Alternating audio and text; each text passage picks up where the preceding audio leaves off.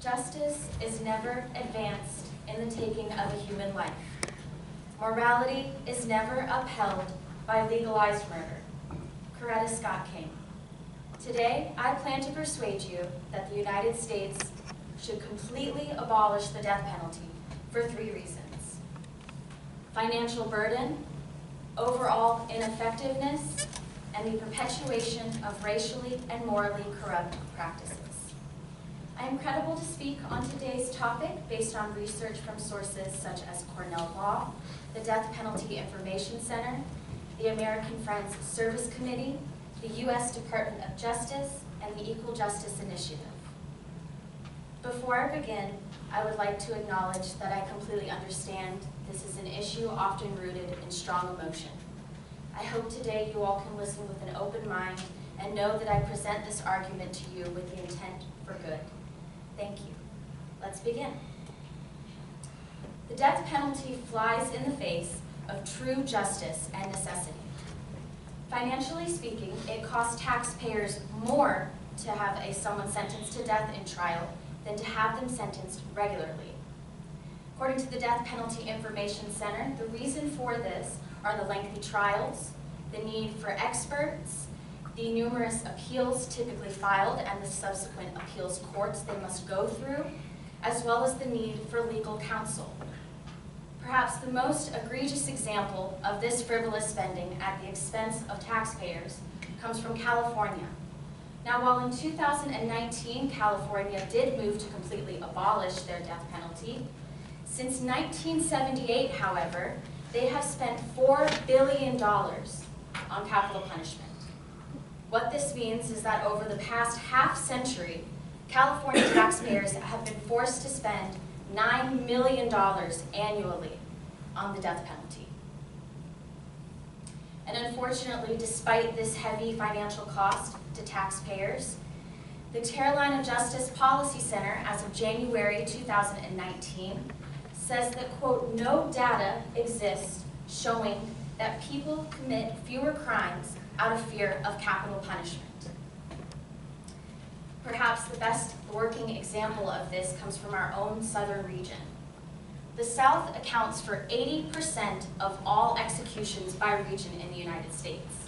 You can see that illustrated here from this graph from the Death Penalty Information Center. Now, while the South takes up the vast majority of carried out executions, they also have the highest murder rate per region in the United States. And unfortunately, this ineffectiveness to deter the kinds of crimes that elicit capital punishment sentencing are also stated by Sanat Pajrikar of Britannica as, quote, any attempt to single out certain kinds of crime as deserving of death will inevitably be arbitrary and discriminatory. I would like to turn your attention now to that final word, discriminatory. What does discrimination look like in the United States concerning capital punishment? Well, according to the Equal Justice Initiative, as of January 2023, 41% of those on death row are black. 34% of those executed on death row are black.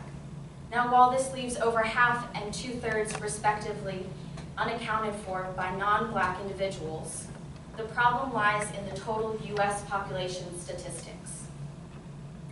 13% of the entire U.S. population is black. This means that with only 1/10 of the entire U.S. population, almost half of those on death row are black. It means that with only 1/10 of the entire U.S. population, over 1/3 of those executed on death row are black. And unfortunately, even more troubling statistics the Equal Justice Initiative found in September of 2019 states that in Georgia, a defendant will be 17 times more likely to be executed for killing a white victim than a black victim. And unfortunately, in cases where the death penalty is on the table and the defendant is black, misconduct is shown to be more common. I stand here today never knowing the true loss of losing someone at the hands of another. And I pray that I will never have to know that unimaginable, immeasurable kind of pain.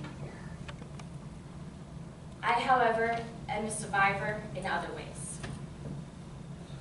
I've practiced this so many times, oh my goodness. And for a very long time, I woke up wishing that my abuser would find themselves 6 feet underground. I then realized that despite them being gone from this earth with the inability to feel anything at all anymore, I would be left with the suffering and the memories, and they would have nothing.